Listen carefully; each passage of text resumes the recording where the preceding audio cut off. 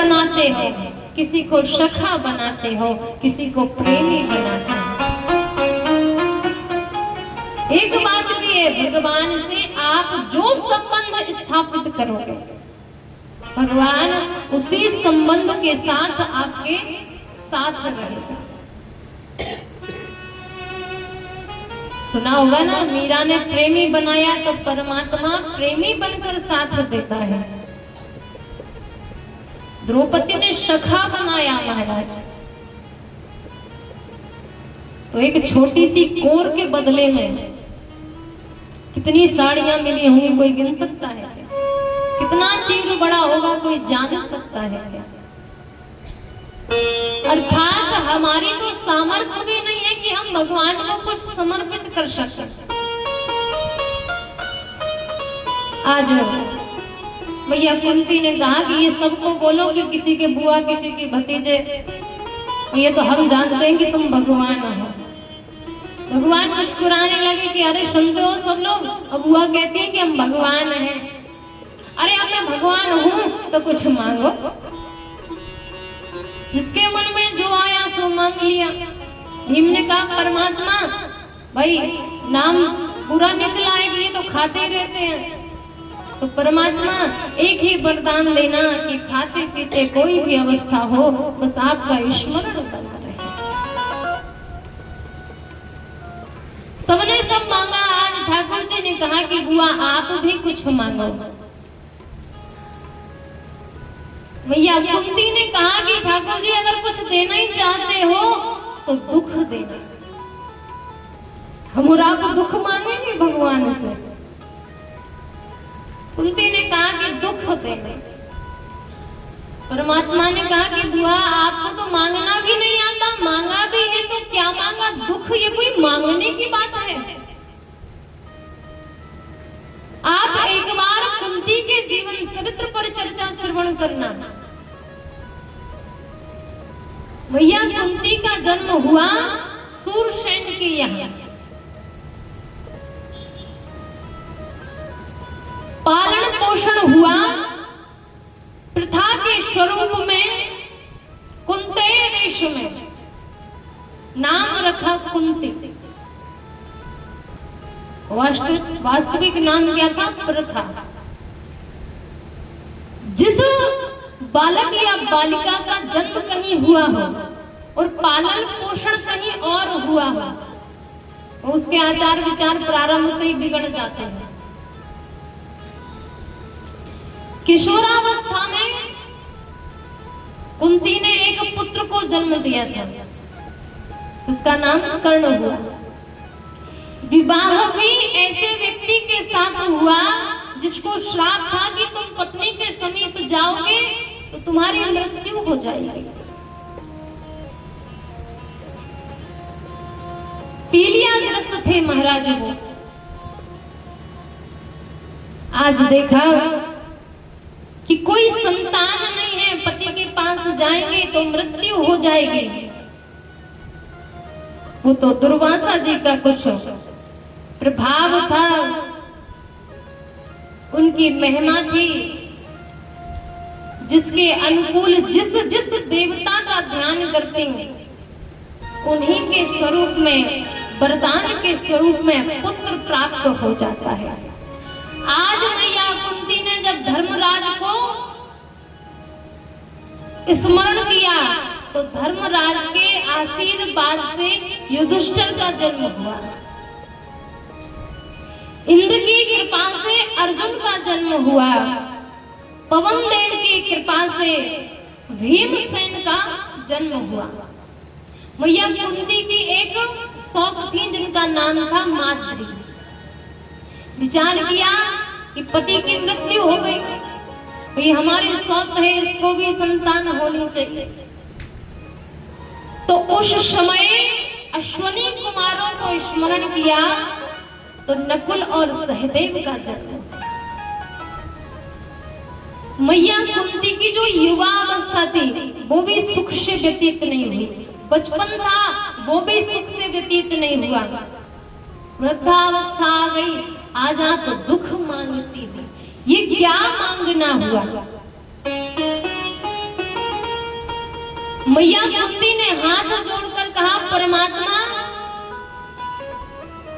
यदि मुझे दुख ना मिलता तो आप मेरे सामने नहीं होते, क्योंकि मैंने अनुभव किया है जब जब मेरे सामने कष्ट आया है, दुख आया है, मैंने उस दुख के साथ आपको भी देखा है। अरे उस सुख से अच्छा तो ये दुख है जो आप मेरे सामने रहते। विचार करना, जब हमारे पास खुशियां होती है, प्रसन्नता होती है, तो हम भगवान को याद करते हैं क्या? भगवान कभी याद आता है जब हम कष्ट में हैं। भगवान हमें तभी याद आता है जब हमारे ऊपर दुख आता है। जब हम प्रसन्न होते हैं उस समय भगवान याद नहीं आता। देख लेना, आप अनुभव कर लेना।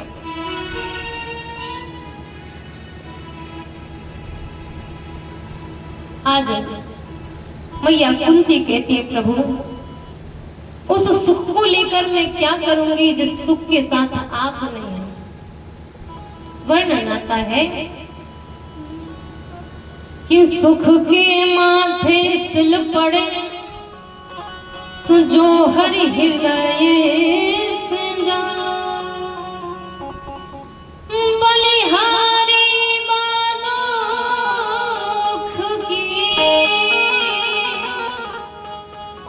जो पल पल नाम जपा। अरे उस सुख से तो दुख अच्छा है कि आपका स्मरण तो होता रहे। रामचरितमानस में जब किसी ने पूछा कि दुख क्या होता है और सुख क्या होता है, तो हनुमान जी महाराज वर्णन करते हैं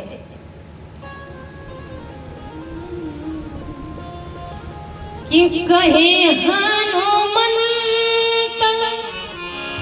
विपद प्रभु सोई, कहे हनुमंत विपद प्रभु सोई।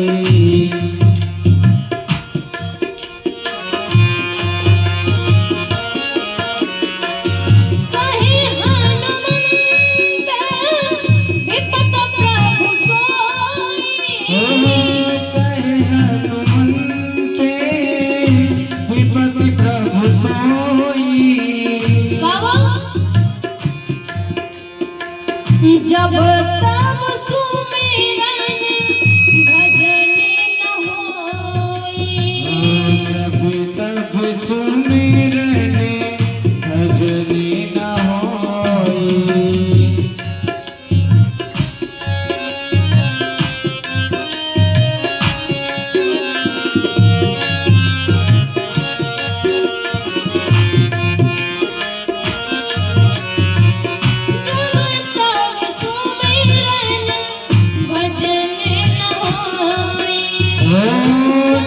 तब सुमिरन भजन न होई। अर्थात जिस समय हमें परमात्मा की याद ना आवे वो समय दुख का है, जिस समय हमें परमात्मा की याद आवे वो हमारा समय सुख का है। आज परमात्मा ने सबको सब कुछ दिया। पांडव हस्तिनापुर के राजा बन गए। भीष्म पितामह से आशीर्वाद लेने के लिए पहुंचे तो देखा महाराज बाणों की सैया पर लेटे हुए भीष्म पितामह। ठाकुर जी ने प्रणाम किया, पांडवों ने प्रणाम किया, मैया द्रौपदी ने प्रणाम किया, सबको आशीर्वाद दिया। शिक्षा देने लगे भीष्म पितामह कि कभी कुछ गलत नहीं करना चाहिए, कभी कुछ पाप नहीं करना चाहिए। हमारे सामने पाप हो रहा है तो उसे देखना नहीं चाहिए। इतना कहा तो द्रौपदी मैया हंसने लगी। भीष्म पितामह ने कहा कि पुत्री तुम्हारे हंसने का कारण क्या है? घबरा गई पितामह है, कहा क्षमा करना, वो हंसी आ गई और कोई बात नहीं। भीष्म पितामह ने कहा कि तुम क्षत्रिय हो, क्षत्रिय नारी कभी स्वतः हंसती नहीं है, कोई कारण जरूर है। द्रौपदी ने कहा कि पितामह क्षमा करना, अभी आप वर्णन कर रहे थे कि आंखों के सामने पाप हो तो उसे देखना नहीं चाहिए, उसको रोकना चाहिए, और रोकने की सामर्थ्य नहीं हो तो वहां से चले जाना चाहिए। लेकिन जब सभा में दुर्योधन रजस्वला अवस्था में मेरे केस पकड़कर मुझे घसीटते हुए लेकर आ रहा था, उस समय आप कहां गए थे? उस समय आपका यह वर्णन कहां गया था? उस समय भी आपके सामने पाप हो रहा था, फिर आप कहां थे? फिर आपने क्यों नहीं रोका? यदि आप रोकते तो आप में इतनी सामर्थ्य थी कि मेरा अपमान कभी नहीं होता। आपने रोका नहीं। भीष्म पितामह के नेत्रों से अश्रुओं की धारा बहने लगी कि पुत्री तुम जो कहती हो वो बिल्कुल यथार्थ है, लेकिन कभी कभी क्या होता है, जैसा खाओ अन्न और वैसा हो गए मन। कहा मैंने दुर्योधन के यहाँ उसका भोजन किया है, उसका प्रभाव पड़ेगा कि नहीं पड़ेगा? जैसे संगति का प्रभाव पड़ता है, भोजन का भी प्रभाव पड़ता है। आप जैसा खाओगे आपकी वृत्तियां वैसी होती चली जाएंगी। तो कहा पुत्री तुम सत्य कहती हो, आज मैं उसी पाप का प्रायश्चित कर रहा हूं। मैंने जो नमक खाया है दुर्योधन का, रक्त के माध्यम से उसी खून को निकाल रहा हूं, उसी रक्त को निकाल रहा हूं। आज 54 बादल है महाराज। भीष्म पितामह कहते हैं जब 10,000 बिच्छू एक साथ डंक मारते हैं, मैं उस पीड़ा का प्रति समय अनुभव कर रहा। इच्छा मृत्यु है, यदि मैं चाहता तो मैं एक क्षण में मर जाता। भीष्म पितामह की मृत्यु कैसी थी? इच्छा मृत्यु। वरदान प्राप्त था कि वो चाहे कि मैं मर जाऊं तो मर सकते थे,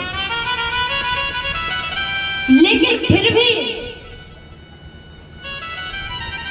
आज वाणों की सैया पर लेटे हुए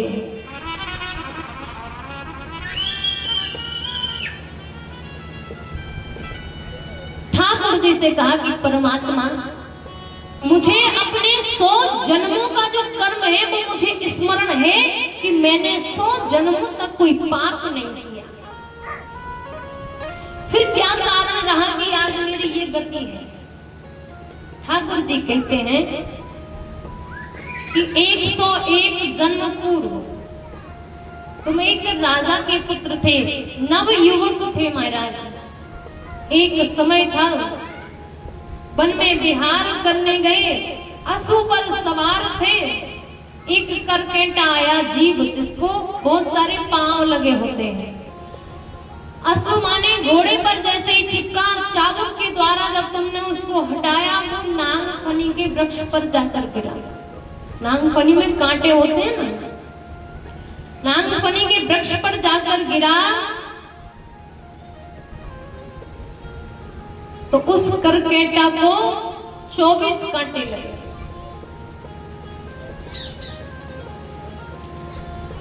18 दिनों तक वह करकेटा तड़पता रहा और अंत में प्राण त्याग दिए। तब उस जीव ने श्राप दिया कि जैसे तड़प तड़प कर मेरी मृत्यु हो रही है उस प्रकार तुम्हारी भी मृत्यु होगी।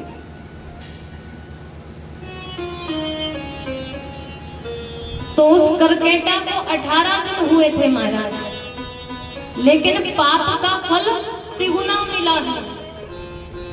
54 दिन हो गए थे भीष्म पितामह को।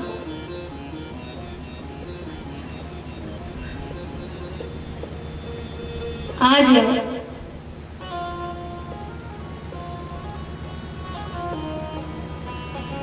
परमात्मा मानो वर्णन करना चाहते हैं कि व्यक्ति का कर्म कभी पीछा नहीं छोड़ता। इस जन्म में नहीं तो उस जन्म में मिलेगा, उसमें नहीं मिला तो फिर अगले में मिलेगा, लेकिन तुम्हें अपने पापों का जो फल है वो प्राप्त होगा। पुण्य है उनका फल प्राप्त होगा, क्योंकि अवश्य में भोक्तव्यम कृतम कर्म शुभाशुभम। जीव को अपने कर्म भुगतने ही पड़ते हैं। रामचरितमानस इशारा करती है कि शुभ और अशुभ कर्म अनुहारी,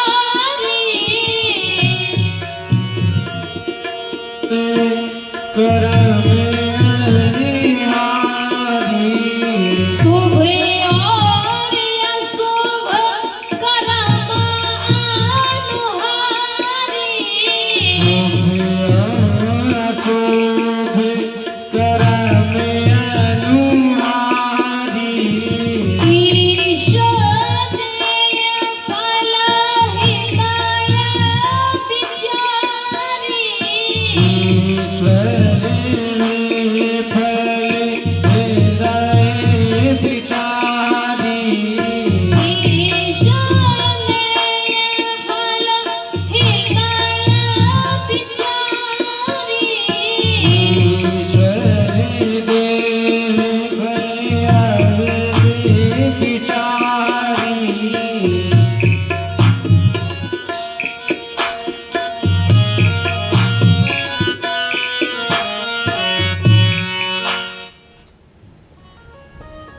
आज भगवान ने विश्व पितामह के माध्यम से सबको आशीर्वाद दिया। विश्व पितामह ने ठाकुर जी के सामने हाथ जोड़कर कहा कि भगवान, अब मैं अपनी देह का त्याग करना चाहता हूं। भगवान सामने खड़े हैं महाराज। विश्व पितामह ने कहा कि मेरी एक पुत्री है, मैं आपको देना चाहता हूँ। सबने कहा इनका तो विवाह नहीं हुआ था, पुत्री कहां से होगी। विश्व पितामह ने कहा कि परमात्मा, मेरी बुद्धि रूपी जो पुत्री है वो मैं आपको समर्पित करना चाहता हूँ। तत्पश्चात मैं अपने देह का त्याग करना चाहता हूँ, क्योंकि ऐसा कौन प्राणी होगा कि देहांत काले तुम शान। यहाँ संत महात्माओं की मालाएं घिस जाती हैं, परमात्मा दर्शन नहीं देता। और अंत समय में आप मेरे सामने हो, अब इस देह को रखकर मैं क्या करूंगा। तत्पश्चात भगवान अपने धाम को चले जाते हैं, अपने द्वारिका धाम को। अर्जुन उन्हें छोड़ने जाते हैं। यदुवंशियों का झगड़ा होता है, परमात्मा अपने धाम चले जाते हैं। अर्जुन जब पुनः हस्तिनापुर आते हैं, सबको बताते हैं कि ठाकुर जी अपनी लीला संपन्न करके अपने धाम को चले गए। पांचों पांडव, द्रौपदी भी भगवान के धाम को जाते हैं। तत्पश्चात जब परीक्षित जी का राज तिलक किया गया तो 3 बातें सिखाई थी पांडवों ने कि आंखों के सामने कभी पाप मत देखना, शरण में शत्रु भी आ जावे तो उसकी सहायता करना, रक्षा करना, क्षमा कर देना और अति का सम्मान करना। आज राजा परीक्षित के राज्य का वर्णन। राजा परीक्षित जिस समय शासन कर रहे थे, राज्य चला रहे थे, उस समय राजा परीक्षित के घरों जो प्रजा थी ना, उनके घरों में ताला नहीं लगता था। ताला समझते हैं लोग? घरों में कोई ताला नहीं लगाता था। इतना सुंदर राजनीतिक शासन चल रहा था, इतनी सुंदर सुचारू व्यवस्था थी। ना कहीं लड़ाई होती थी, ना कहीं झगड़ा होता था, ना कहीं दुर्व्यवहार होता था। सारी प्रजा खुशी और प्रसन्नता से जीवन निर्वाह कर रही थी। राजा परीक्षित वेश बदल बदल कर संत महात्माओं के आश्रम में जाते थे, झाड़ू लगाते थे, सेवा देते थे।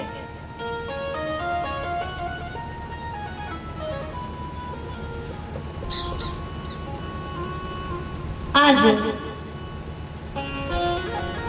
मार्ग में जा रहे थे, देखा तो गाय माता विलाप कर रही थी। वहीं एक वृषभ अर्थात बैल था। कहा भैया आप हमको देखकर रोती हो? कहा हम किसी को देखकर नहीं रो रहे, हम उस पीड़ा का अनुभव कर रहे हैं जो अब आगे आने वाली है। क्योंकि जो हम पाप करते हैं ना, वो पृथ्वी पर करते हैं। तो उसका जो भार होता है वो पृथ्वी को लगता है। और कलयुग में तो महाराज पाप की कोई सीमा नहीं है, सभी पाप कृत्य करते रहते हैं, अधम है, पापी है, वो सारे राक्षसी प्रवृत्ति के हैं। उसी समय राजा परीक्षित ने अपने महल के एक कक्ष को देखा। कवाड़ मतलब दरवाजा, कवाड़ खोले, भीतर प्रवेश किया महाराज तो सोने चांदी जेवर जवाहरात रखे हुए थे। देखा एक बहुत सुंदर मुकुट था, उस मुकुट को पहना शिकार करने चले गए।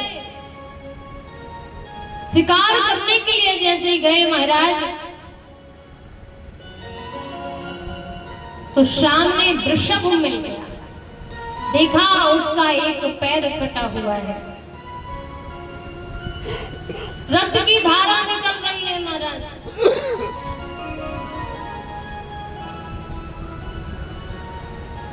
राजा परीक्षित ने पूछा आप कौन है? अरे हमारे राज्य में इतना साहस किसका हो गया कि आपको पीड़ा दी?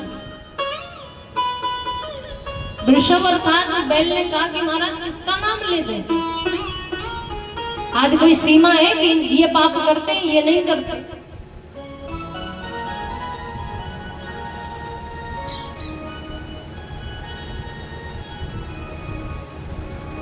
वो बैल कौन है? धर्म, धर्म का निवास होता है वृषभ में। आज जब देखा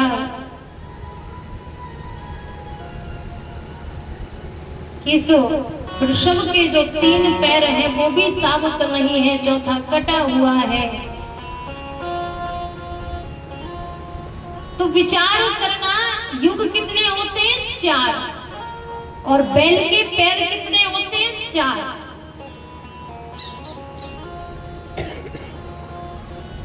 सतयुग में रहता था सत्य, कोई भी जीव हो सदैव सत्य बोलता था, झूठ नहीं बोलता था।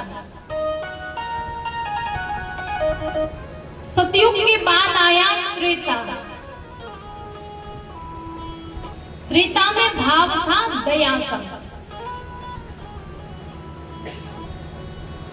द्वापर में भाव था पवित्रता का, और कलयुग में भाव है दान का। सतयुग गया, सत्य चला गया, त्रेता में दया चली गई, द्वापर में पवित्रता चली गई। जब राजा परीक्षित आए तो कलयुग का प्रथम चरण लग गया था। तो केवल वृषभ का एक पैर साबुत जो कटा हुआ था वो दान का था, क्योंकि कलयुग में केवल दान ही है जिससे हम अपना उद्धार कर सकते हैं। रामचरितमानस में वर्णन है कि प्रगट 4 पद धर्म के और कलिमा हुए एक प्रदान,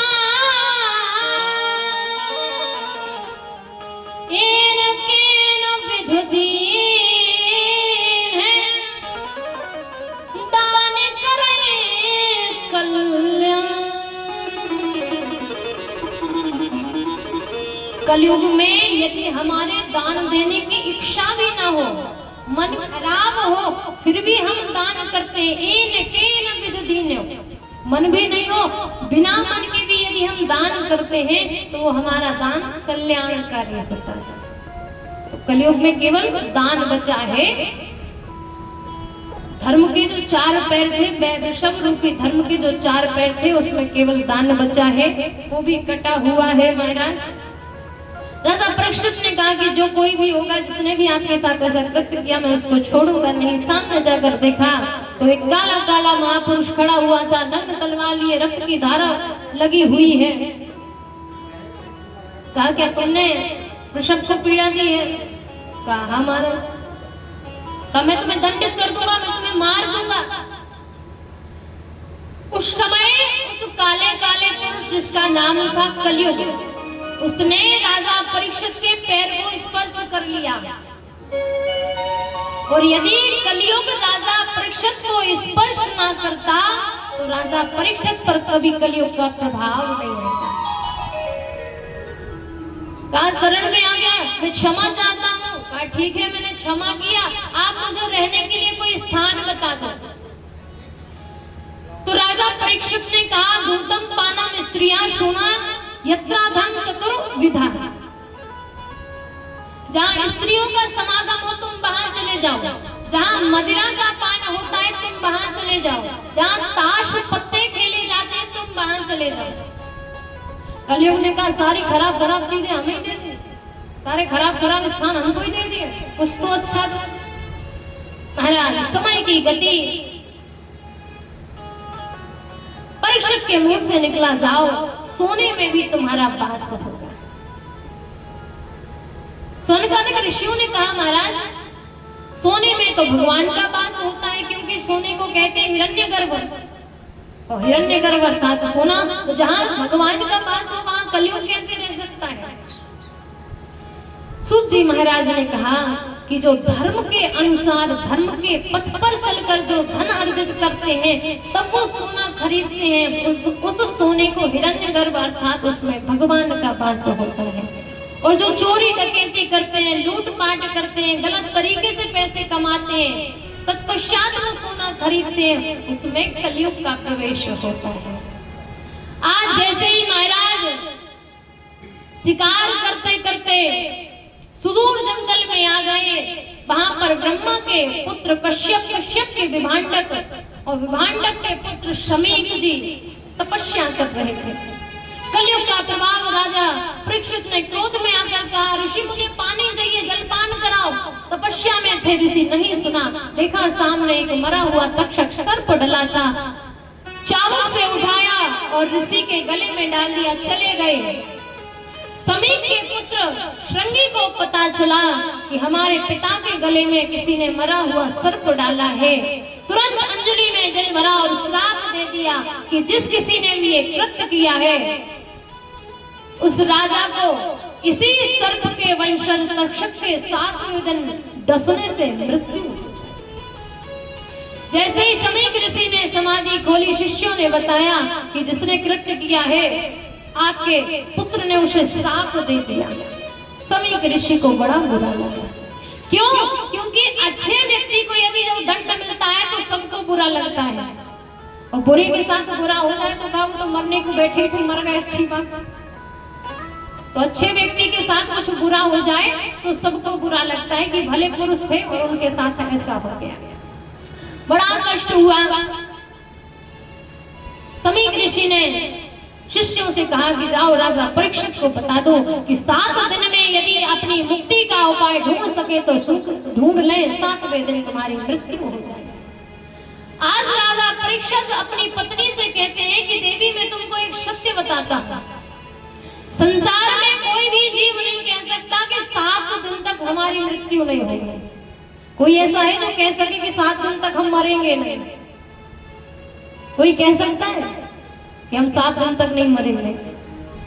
हमारे 7 सेकंड का पता नहीं है। 7 सेकंड छोड़ो, जो श्वास ले ली वो बाहर आएगी कि नहीं इसका भी पता नहीं है। आज राजा परीक्षित कहते हैं देवी मेरी मृत्यु 7 दिन से पहले नहीं हो सकती, क्योंकि ये संत की वाणी है। आज अपने पुत्रों को बुलाया महाराज। 4 पुत्र थे, भीमसेन, उग्रसेन, सुतसेन, जन्मेजय। बड़े पुत्र जन्मेजय को राज्य सौंपा और जंगल में निकल पड़े। जिस किसी को भी सुनाई देता कि राजा परीक्षित को श्राप मिला है, 7 दिन में मरने का श्राप मिला है, सब विलाप करने लगे। गंगा के तट पर बैठकर राजा परीक्षित बैठे हैं, देखा तो हजारों संत जुड़ गए। एक दूसरे से उपाय पूछते हैं कि 7 दिन में राजा परीक्षित की मुक्ति कैसे। उसी सभा में ब्रह्मा के पुत्र वशिष्ठ, वशिष्ठ के मुनि, वशिष्ठ के पुत्र शक्ति, शक्ति के पाराशर और पाराशर मुनि के वेदव्यास जी और वेदव्यास जी के महाराज शुकदेव जी। आज उस सभा में जिसके बाबा पर बाबा बैठे हैं, देखा किसी के पास भी राजा परीक्षित की मुक्ति का उपाय नहीं है। तो सुखदेव जी के मन में आवाज आती है कि चलो राजा परीक्षित की मुक्ति करें, चलो राजा परीक्षित की मुक्ति करें। इतना बड़ा संत कोपीन के अलावा उसके पास कुछ नहीं है, जहां से निकल जाए बच्चे हंसते हैं, नागा बाबा आ गया। देखा तो सामने से सुखदेव जी चले आ रहे थे। संतों ने कहा कि राजा परीक्षित की मुक्ति हो गई। जैसे ही आए, सुंदर आसन दिया, तिलक लगाया, माला पहनाई, पद प्रक्षालित किए, बिठाया। राजा परीक्षित ने महाराज कुछ नहीं पूछा तो केवल एक पूछा कि भगवान जल्दी मरने वाली की मोक्ष कैसे होता है, जल्दी मरने वाले की मुक्ति कैसे होती है। आज सुखदेव जी महाराज गदगद हो जाते हैं। तब श्री सुखदेव जी महाराज राजा परीक्षित से कहते हैं, सबसे पहले सृष्टि का निर्माण होता है। सृष्टि का निर्माण जब वर्णन करते हुए श्री सुखदेव जी महाराज राजा परीक्षित से कहते हैं, राजा परीक्षित बताओ भगवान जल्दी किसको मिलते हैं। राजा परीक्षित ने कहा कि जो भगवान की बहुत सेवा करता होगा, दिन रात भगवान का भजन करता होगा, संध्या वंदन करता होगा, तप करता होगा, उसको भगवान मिलते होंगे। तो श्री सुखदेव जी महाराज कहते हैं कि भगवान जो 10 बार स्नान करता है उसको नहीं मिलते, जो दिन भर मंदिर में भी खड़ा रहे उसको भी भगवान नहीं मिलते। क्योंकि भगवान किसको मिलते हैं? वर्णन आया है, व्याधस्या चरणं ध्रुवस्य वयो विद्या गजेन्द्रियस्य का जाति विदुरस्य यादवपते रुग्रस्य किं पौरुषम्। भगवान जो 10 बार स्नान करे, दिन भर भगवान की सेवा करे, दिन भर भजन करे, दिन भर मंदिर में रहे, उसको नहीं मिलते। रामायण जिसने भी पढ़ी होगी, जिसने भी देखी होगी, सुनी होगी, भगवान जब वनवास गए तो जो कोल भील थे ना, वो सर्दियों के 4 महीने स्नान नहीं करते थे। वो जैसे ही भगवान मिले हृदय से लगा लिया, जो 4 महीने ना नहाओ तुम तो देखोगी ना उसको। हाँ, हमें तो देखने से भी लगा नहाए नहीं, उसको हृदय से लगाया। एक बार भी नहीं सोचा कि हम गंदे हो जाएंगे या हमें गंध आएगी, कुछ नहीं सोचा। बोले क्यों? क्योंकि भगवान केवल मन देखते हैं। भगवान केवल मन देखते हैं। गोस्वामी तुलसीदास जी लिखते हैं कि निर्मल मन जन सो मोहे पावा, मोहे मट छल छिद्र न भावा।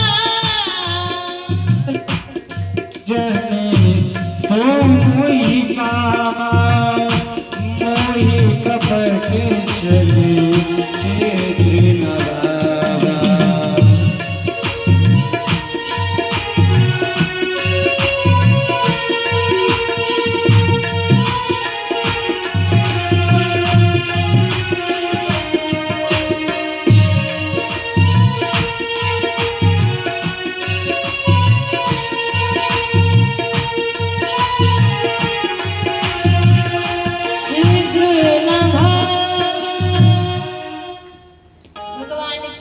मन देखते हैं कि तुम्हारा मन कैसा है। आज श्री सुखदेव जी महाराज कहते हैं कि जिस समय कौरव और पांडवों का युद्ध चल रहा था, तो कौरवों ने लाक्षागृह में पांडवों को जलाने का प्रयत्न किया। उस समय विदुर जी महाराज जो कि दासी के पुत्र थे, वो मंत्री पद पर थे। उन्होंने धृतराष्ट्र से कहा कि आप तो समझदार हैं, आप तो सब जानते हैं, आपका पुत्र जो है कुमार्ग पर जा रहा है, आप उसको समझाइए। नहीं बिसबेल आमी फल फरही, गलत का मार्ग चुनते हैं तो कभी अच्छा नहीं होता, और आप समझा सकते हैं, आप उसे समझाइए। इतने में दुर्योधन आ गया। अरे तुम मंत्री हो तो क्या हुआ, तुम हमको समझाओ, जाओ तुम्हें मंत्री पद से निष्कासित कर दिया, हटा दिया मंत्री पद से। उसी समय भगवान शांति दूत बनकर हस्तिनापुर में आए।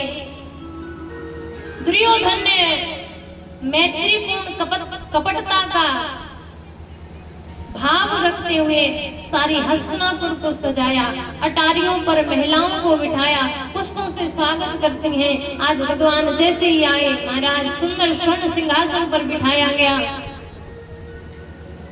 भगवान ने कहा दुर्योधन से कि मैं पांडवों की ओर से शांति दूत बनकर आया हूँ। मैं चाहता हूँ कि आप केवल मात्र 5 गांव पांडवों को दे दें और ये युद्ध नहीं होगा, क्योंकि तुम अभी जानते नहीं हो कि युद्ध की भीषणता क्या होती है। कितने घर बर्बाद हो जाते हैं, जैसे अब लड़ाई में होते हैं ना, तो वो भी उस समय की लड़ाई थी।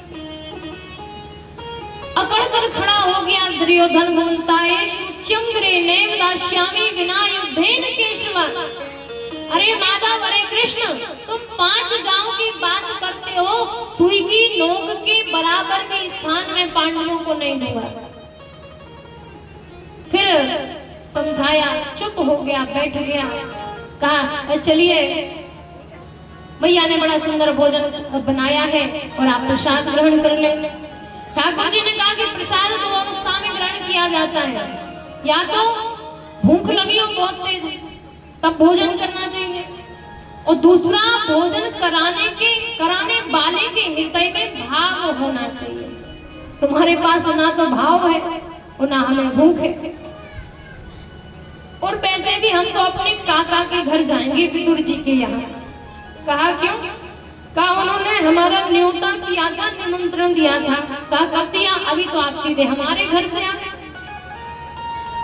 तो कहा द्वारिका में पत्र भेजा था कि जब भी हस्तिनापुर आओ तो पहला भोजन मेरे घर पे ही करना, और मैं तो जाऊंगा।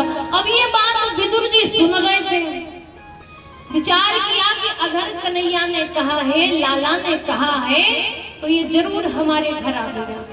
भागते हुए घर पर आए, विदुरानी से कहा कि देवी देखो, लाला ने हमारी कितनी मान्यता बढ़ाई, कितना सम्मान किया, वो हमारे घर आने वाला है। तुम जल्दी से घर में चौक पूरा लिपाई करो, आंगन को लिपो, सुंदर घर को सजाओ, और मैं बाजार जाता हूँ, वहां से उसको जो जो पसंद है, दूध दही मेवा मिश्री मिष्ठान पेड़ा मैं लेकर आता हूँ। विदुरानी ने सुंदर घर को सजाया, चौक लगाया, बंदरवार लगाए और स्नान करने लगे। इतने में भगवान जी घर के बाहर आ गए।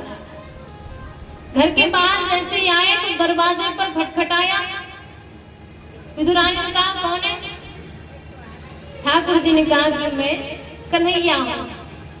अब विदुरानी जी तो स्नान कर रही थी, और जैसे ही सुना कि कन्हैया है, महाराज स्नान कैसे कर रही थी कुछ भी विचार नहीं किया, दौड़ कर गई। जैसे ही दरवाजा खोला, भगवान ने देखा कि प्रेम में इतना व्याकुल, इतनी विलीन हो गई कि देखा ही नहीं।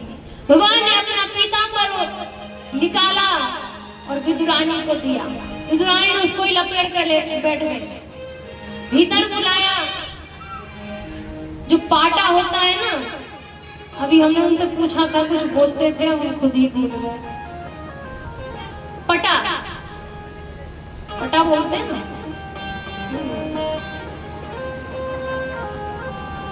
आसन जिसे हम कहते हैं ना, आसन। हमने सीख लिया थोड़ा बहुत, लेकिन अब दिमाग से निकल गए। जो होती है ना बिठाने के लिए चौकी, पटिया, पटा, तो उसको लिया विदुरानी ने। अब चौक में उसको लेकर कहती है कि लाला तुम यहाँ विराजो, ये बढ़िया जगह है। फिर मन में कहती नहीं नहीं, ये स्थान स्वच्छ नहीं है, तुम यहाँ मत बैठो, तुम इस जगह बैठो, ये बढ़िया है। ऐसा करते करते सारे भवन में घुमा दिया ठाकुर जी को। तब जाकर एक स्थान पर पाटा रखा तो उल्टा रख दिया। भगवान जी ने भी नहीं देखा कि ये उल्टा है कि सीधा है, बैठ गए। पेट पर हाथ फेरा, बोले मैया हमको तो बड़ी भूख लगी है। भाव देखो, लाला को भूख लगी है। अरे लाला अभी तुमको मैं कदली के फल खिलाती हूँ। कदली माने केले के फल। जैसे ही केले की टोकरी लेकर आई, बात करने लगी, लाला इनको मैंने पानी दिया है, मैंने इनको उगाया है, मैंने इनको बड़ा किया है, देखो कितने सुंदर मीठे मीठे फल हैं। अब खिलाने लगे। तो हम कैसे खाते हैं? छिलका फेंक के केला खाते हैं। लेकिन भाव में युद्धरानी छिलका भगवान जी को देती है और केला फेंक देती है। छिलका भगवान जी को देती है और केला फेंक देते हैं। ऐसा करते करते 2-4 केले खा गए। इतने में विदुर जी आ गए। बोला देवी और लाला आता ही होगा, लो जल्दी से तुम थाल तैयार करो। विदुरानी ने कहा लाला आता नहीं होगा, लाला बैठा हुआ है। देखा तो एक तरफ तो फल पड़े हुए हैं और भगवान छिलके का कान कर रहे हैं। विदुरी घर पाबिना आज हदियाए, विदुरी घर पाबिना, विदुरी घर पाबिना, विदुरी घर पाबिना, विदुरी घर पाबिना आज हदियाए।